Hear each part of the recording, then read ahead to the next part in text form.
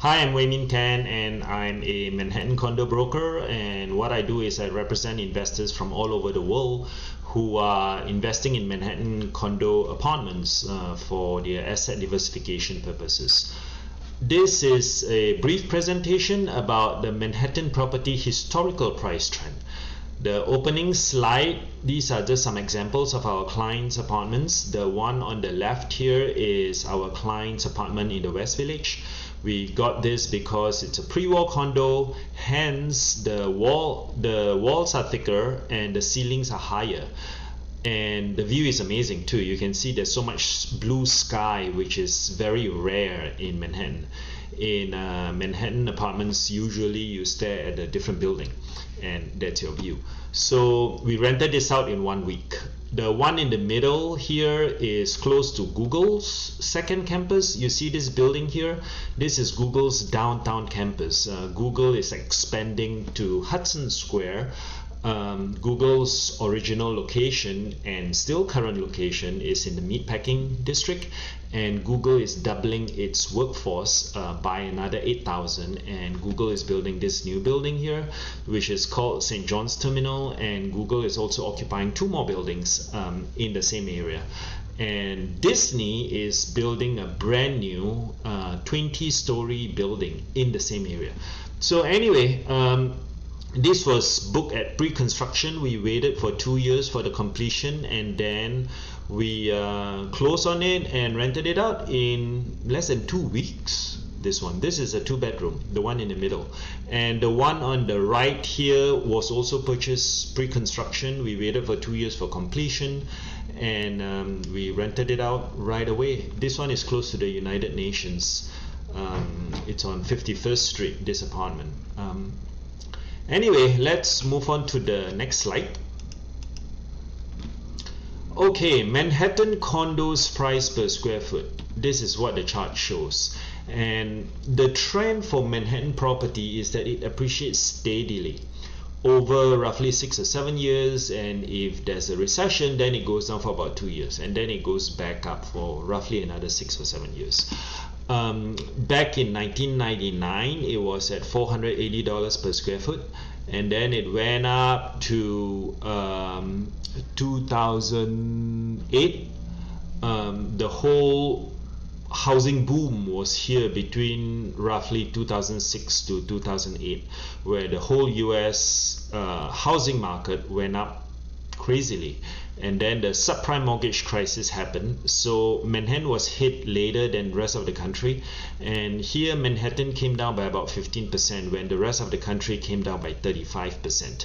Why? It's because Manhattan is landlocked, and it's a lot more stable in terms of the prices. And so the market came down for 2 years, and then it went up for another 6 or 7 years, and the prior peak here was in 2007, and it was about 2,100 per square foot for Manhattan condos. And then we had some changes in the tax laws and a few other things, global trade wars and so forth, so the market softened for another 2 years or so. So from 2017 to 2019, it was a soft market, and then in 2020 COVID hit, and we really saw the impact in the first quarter of this year, because these are deals that were signed 3 months before. There's always a 3-month lag time for real estate data to be reflected. So these are all representative of deals that were struck 3 months before, hence they were all pandemic deals. So in the first quarter, the prices came down by probably about 15%, and then in the second quarter it came back up again. Why? Because mortgage rates are at historical lows. There's a lot of pent-up demand from buyers who were supposed to buy last year in 2020 but didn't, and they had to defer to this year. And of course there's the COVID vaccines and the reopening of the economy. I think as of now about 70% of New Yorkers are vaccinated, and the economy has reopened. And starting right now, the companies are requiring the employees to go back to work roughly 3 days a week, and I think for most companies they have to be back at the office full time starting in September. So this is the condo chart, and this is the condo co-op average. the condo co-op average. The condo apartments are roughly from 25 to 50% more expensive than a co-op. So this is why these graphs are shorter, because they represent the condo co-op average.